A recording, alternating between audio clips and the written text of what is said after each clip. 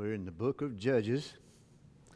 We're going to do an in-depth study of Judges like we did on Genesis and Exodus. Like I said, you can blame Diana because she mentioned about Judges, and I thought that'd be a good place to go to the book of Judges. Some very interesting material there.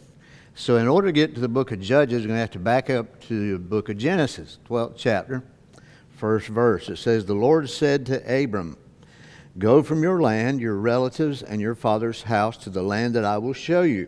I will make you into a great nation. I will bless you. I will make your name great, and you will be blessed. I will bless those who bless you. I will curse anyone who treats you with contempt, and all..." It's right in the middle of my screen. You can't see it.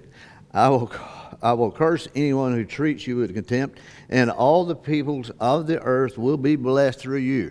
What do you think that line means? All the nations of the earth will be blessed through you, Abraham. I will bless those who bless you. I will curse those who curse you. How the Jewish commentator would say that the Jewish people were chosen. Abraham was chosen. He was the first Jew, and so everybody after him and his lineage were all Jewish. And what they would tell you, most of them will say, is that they were put into the world. They were chosen as God's chosen people to share the law with them and to share morality with the rest of the world. With us, it's a little bit different. I think it's because Jesus would come through that seed.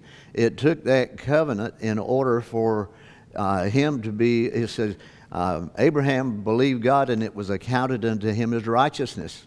So he became righteous because of what he believed, not because of what he was. So as far as I'm concerned, the reason he was chosen and the Jewish people were chosen is to get the Messiah into the world, to get Jesus into the world. And so there's all kinds of people arguing now over where it says, I will bless those who bless you, and I will curse anyone who treats you with contempt. That part they're arguing about, and that's not talking about Israel of today. That's talking about Abraham back then and maybe his immediate descendants. I don't care. I don't care either way. It's not going to help our study one way or the other. I just know that you'll probably hear that if you haven't heard that. I don't know why people want to get upset over things like that. The Scripture says what it says. So anyway, it says that all the people of the earth will be blessed through you. We're going to receive a blessing through him. In the 15th chapter of Genesis, the 18th verse says, on that day the Lord made a covenant with Abram, saying, I will give this land. It says this land, your offspring, from the brook of Egypt to the great river, the Euphrates River, the land of the Kenites, the Kenizzites, Cadmonites, Hittites, Perizzites, Rephaim, Amorites, Canaanites, Girgashites, and Jebusites. All these people are where this is where your home will be. This is where your descendants will live. This is part of the covenant. So I got a map, and it's two different things. This one over here it shows the land pretty much like it was before they came there. And you can see some of these names that are read, the Hivites, the Perizzites, the Jebusites, the Ammonites or Amorites, and Hittites down here, Amorites, Kenites. Those names that they were mentioning, this is the area that he was talking about. And he says, this will be your home, your land. It says, the land, he says, I will give this land to your offspring from the brook of Egypt to the great river, the river Euphrates. So, where is the brook of Egypt?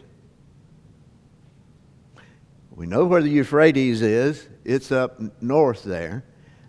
So where is the brook? I've heard people, intelligent people that have studied the Bible, that say the brook of Egypt is the Nile River. Well, it is not. There is a brook. In fact, I think I've got it here. Well, let's go to the other map. I'm going to bring it down here too. This shows you this is you can see this is where Israel is today, what's marked out here and across there. So the only thing, when they came to settle the land, they came up from this direction and crossed the Jordan River.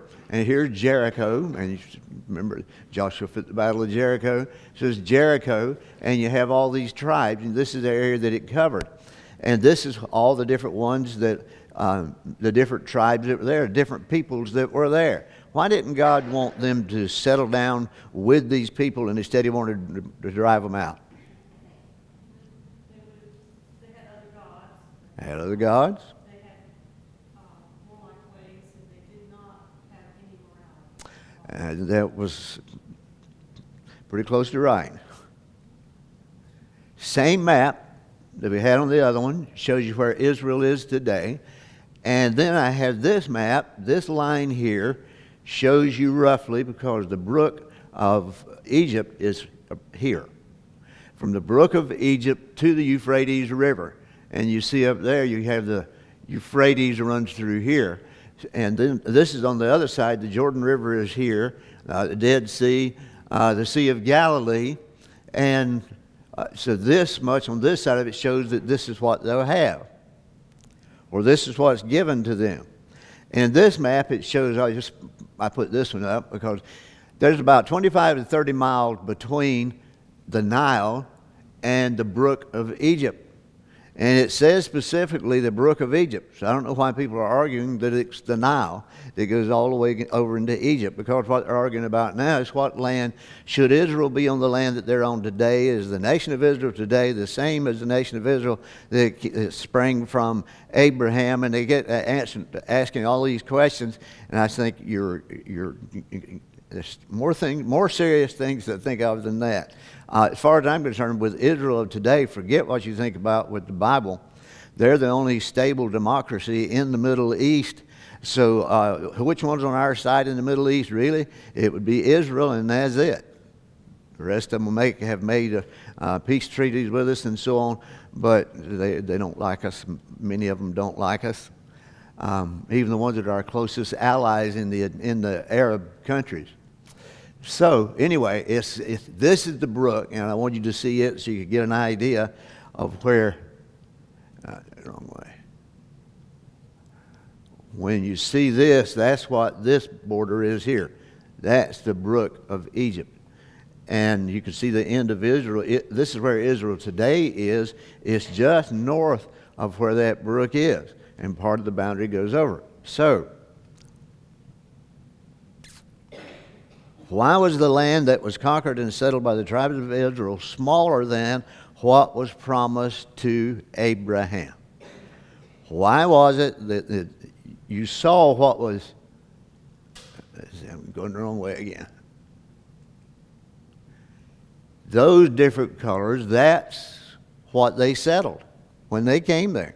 Well, the land that he said that he promised to Abraham, he said, I give you the land all the way down to here, which is a little bit further over than that border where the brook of Egypt is, then all the way back over here, and they did settle that, and then up past there to the Euphrates River. But this is where they had 12 tribes. Really, it was 12 tribes, but in some respects, it was 13 tribes, and we'll talk about that in a minute.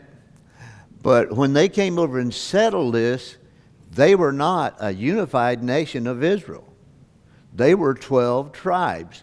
And there was the tribe of Levi. You won't see Levi's name on there because they were to be interspersed in with everybody else, because they were of the priestly line, if you will. Of course, you had to be a Levite and a descendant of Aaron in order to be of the priest. But you still served the temple and the things doing with it. So when somebody needed, if you like to say he's the bishop over this area or whatever, they were given lands in each one of these lands to settle. But if you look at it, and if you'll notice the names, Reuben, Simeon, Levi won't be on there, and Judah. That's the first four sons of Israel. Four sons of Jacob were those. And then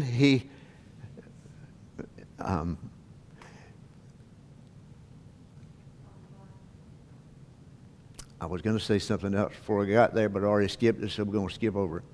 For right now, I might come back to it. But if you'll notice, you'll see Manasseh over here, then the river Jordan, then you see Manasseh on that side. When they got over here to this side, remember I said they came up this way and came across the Jordan River. And Manasseh and Gad and Reuben, they decided, hey, we like it over here. And Joshua said, that's fine, but you have to go and help them conquer their lands. And when you're done with that, then you can come back. You can leave your livestock, you can leave your wives, your children, you can leave all them, but you got to go with us to do that. And so out of Jacob's sons, his first 4 sons were by Leah. Then he married, their marriage ceremony was different. She was a concubine, became a concubine, which is the lesser wife. He's still a legal wife, or she's still a legal wife.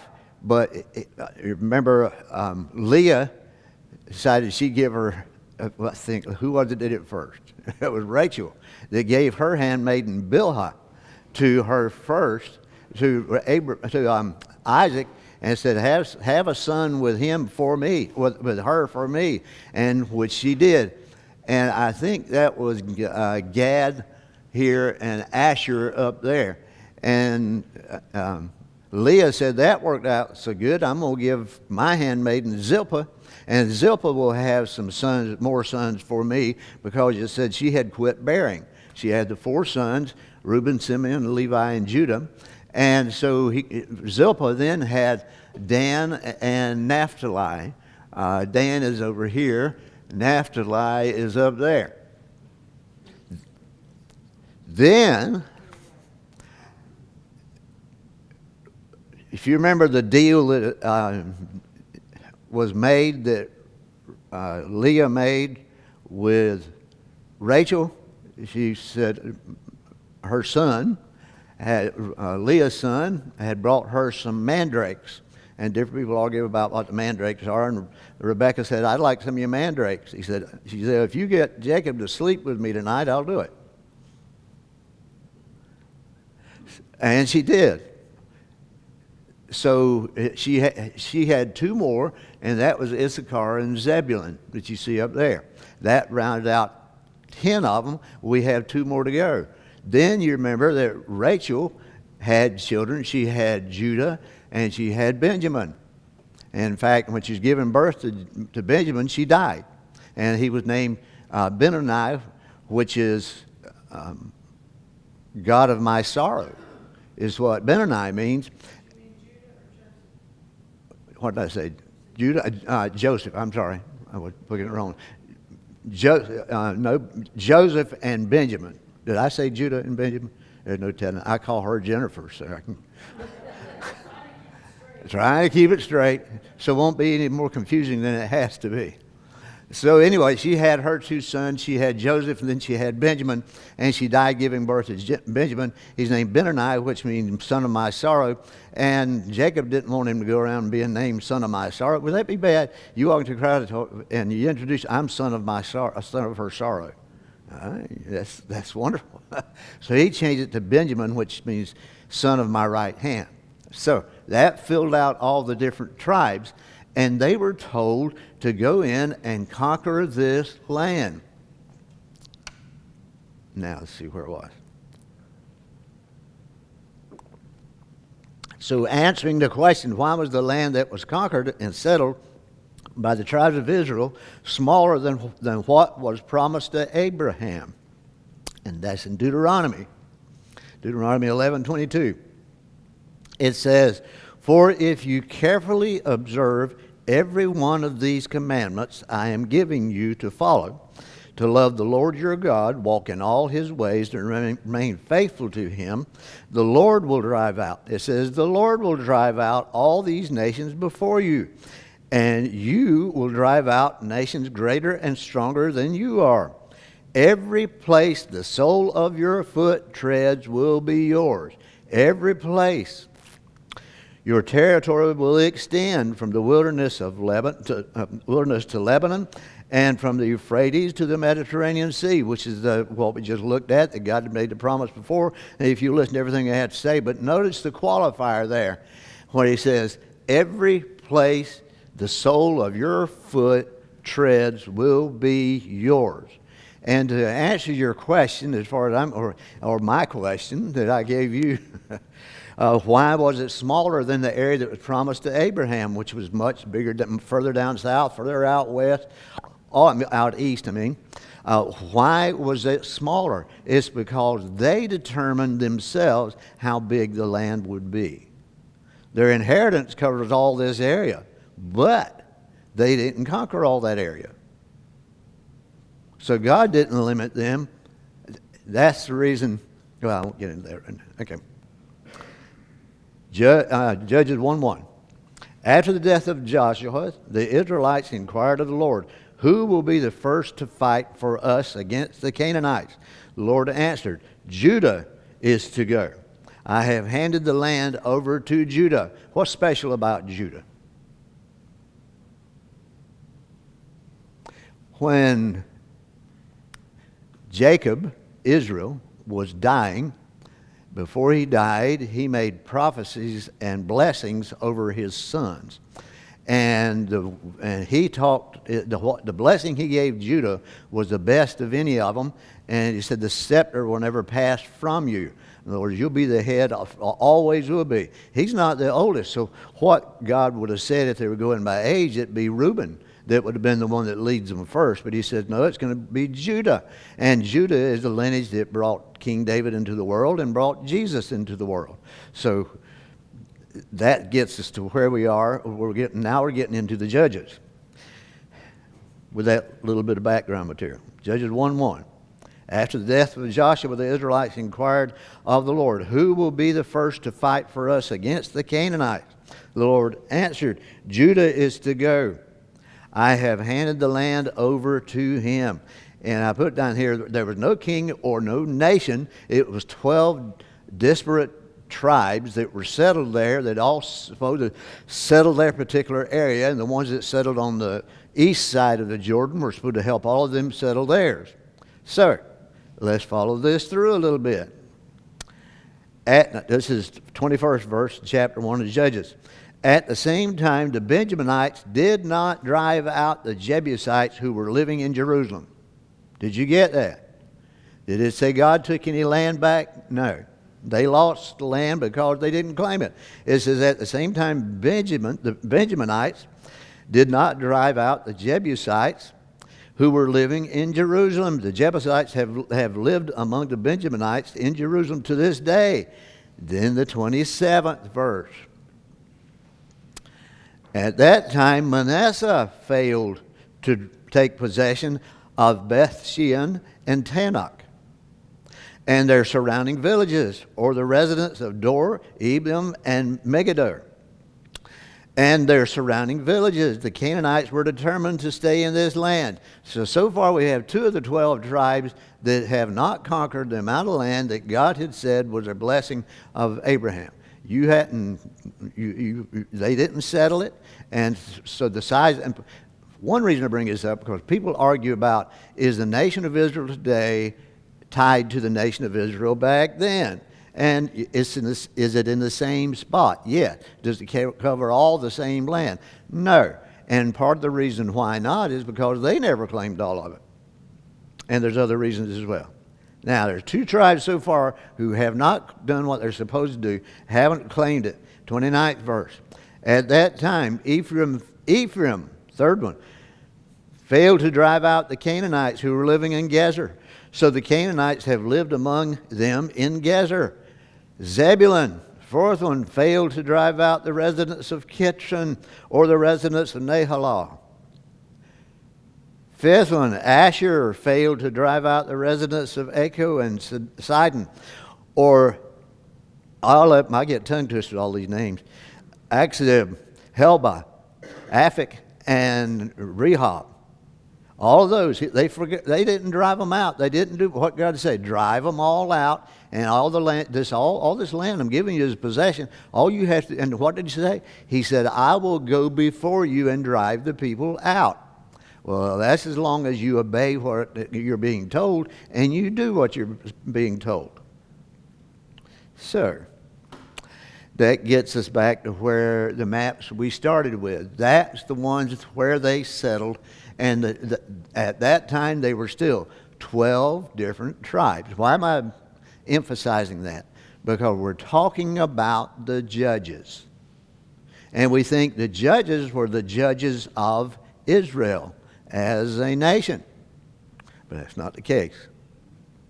I put, whose fault was it that they didn't get the land that was promised to Abraham? Whose fault was it? Was it God's? It was their own fault because they didn't do what God told them to do. He said, you can do this. Judges 2, verse 1. The angel of the Lord went up from Gilgal to Bochum and said, I brought you out of Egypt and led you into the land I had promised to your ancestors.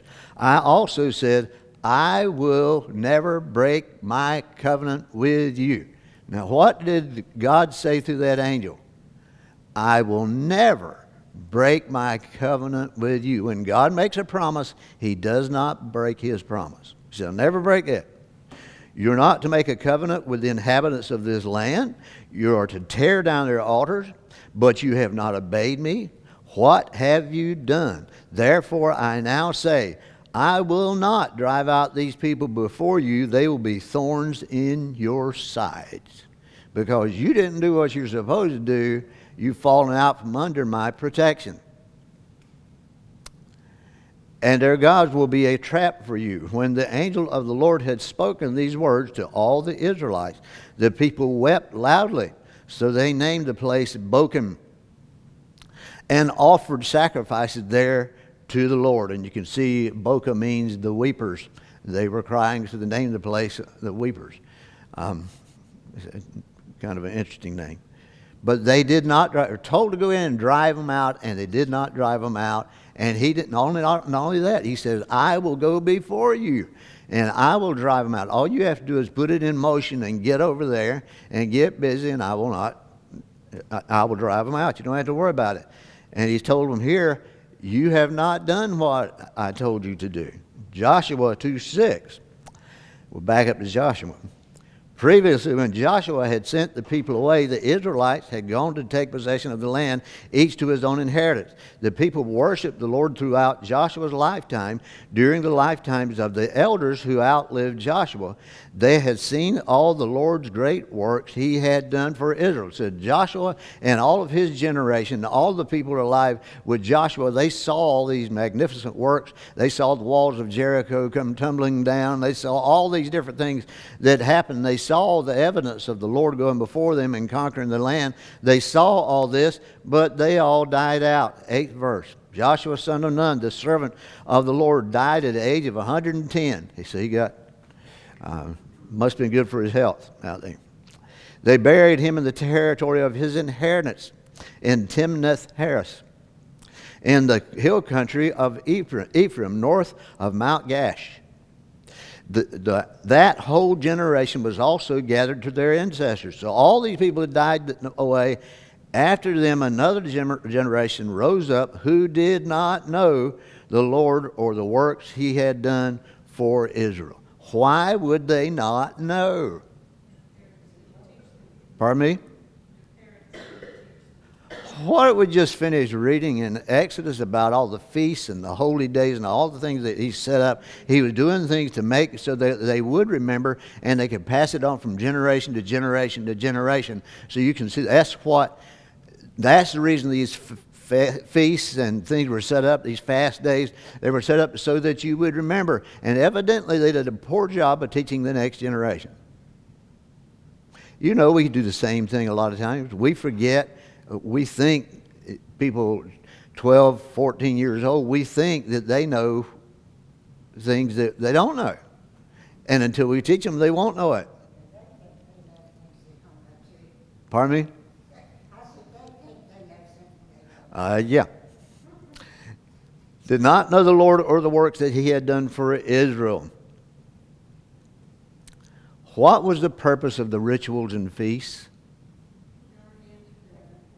To teach, for them to see. For them, it's not just, you all know that I like visuals. And so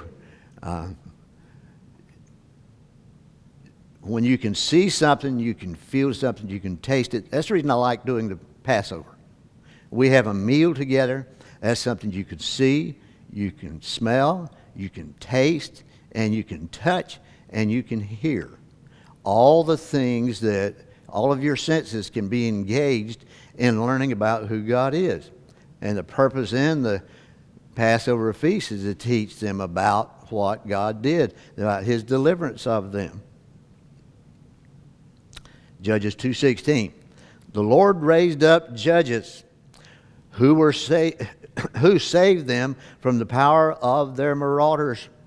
But they did not listen to their judges. Instead, they prostituted themselves with other gods, bowing down to them. They quickly turned from the way of their ancestors who had walked in obedience to the Lord's commands. They did not do as their ancestors did. They did not fulfill the covenant. They did not keep doing what they were supposed to do. They had prostituted themselves among the other gods. But God sent in his mercy and his justice, what did he do? He sent some people called judges to deliver them. But remember, how many tribes are there that have land? 12 of them. So we're not talking about one nation. We're talking about all the different tribes. So when we get talking about the judges, you'll see that. 14th verse. The Lord's anger burned against Israel, and he handed them over to the marauders who raided them. He sold them to the enemies around them, and they could no longer resist their enemies. Whenever the Israelites went out, the Lord was against them and brought disaster on them, just as he promised and had sworn to them, so they suffered greatly. So why did God send judges? Pardon me? Okay, but why? Think about the term judge. If you think judge, what image pops in your head? What do you think? Justice courts. You think in a court system, somebody in a court. That's not what this means. That can be within the meaning, but that's not the reason he picked or called them judges at that particular time. So what were the judges in that day? They were military leaders. They were leaders of the people. They were deliverers for the people. Many different things. It's said, and I agree with this personally, as you go through the book of Judges, it tells you all the different judges and what they did. And after the book of Judges, what's the next book in the Bible? It's Ruth, but after Ruth, the next. What I meant to say is what historical book. So it'd be the next 1 Samuel, 2 Samuel. I believe Samuel was the last of the judges. He's not included in the judges, but I think that's what he was. Ruth, did you know Ruth? I probably told you this. The book, if you look at the Jewish scripture, the book of Ruth is not behind Judges. It's not in the historical section. It's in the devotional section along with Psalms and Proverbs and Ecclesiastes and all of those. They look at it differently than we do. So this word, shaphat, is what is the Hebrew word for, I guarantee I didn't pronounce that right, but we're doing the best we can. And it's a primitive root to judge, so that part is good. By implication, to vindicate or punish. By extension, to govern. So you see there's a lot more involved there than what is just with a judge we see today. Passively, to litigate, literally or figuratively, avenge, with that condemn, contend, defend, execute, be a judge or judgment, needs, plead, reason, rule. There's a lot of things under the umbrella of what that word means. So what they were different than judges who sit up there with their robes and make judgment about what happens and who's guilty and who's not guilty and sets you up. So they served a different purpose than that. So now I got another picture of the land that they settled, the areas that they settled, but you notice there's a little square in each one of them. What do you think that is? That's the different judges. And that's the tribes where they were. Othniel is the first one we'll talk about, but probably not tonight. Othniel was down here in the tribe of Judah. And you see, as you look at different ones, Deborah was over in the tribe of Benjamin. Name over here. And so different ones came to different parts. Part of them up in the northern part of them were down here. So as we read through the book of Judges, and you read through the book of Judges, it'll have this judge that comes in and conquers this area and conquers their enemies. He did not conquer the enemies of Israel. He conquered the enemies of this particular tribe. The ones in the different tribes might not even heard about him. But he was working with his people to keep them in existence. Judges 3:1. These are the nations the Lord left in order to test all those in Israel and had experienced none of the wars of Canaan. So he left these people in this land. They couldn't drive them out, and there was a reason for it. He left them there in order to test all those in Israel who had not experienced or known war, none war. That doesn't sound right, but that's the way it came. None of the wars, it is, none of the wars in Canaan. This was to teach the future generations. This is to teach them. You talk about something to teach you. When people start conquering you and killing your people and killing you, then you start to say, hey, I might have messed up. So he said, this was to teach the future generations of the Israelites how to fight in battle, especially those who had not fought before. These nations included the 5 rulers of the Philistines and all the Canaanites, the Sidonians, and the Hivites who lived in the Lebanese mountains from Mount Bel Hermon as far as the entrance of Hamath. The Lord left them to test Israel to determine if they would keep the Lord's commands he had given their ancestors through Moses. But they settled among the Canaanite Hittites in that one, Amorites, Perizzites, Hivites, and Jebusites. The Israelites took their daughter. Now listen to this part. Get it.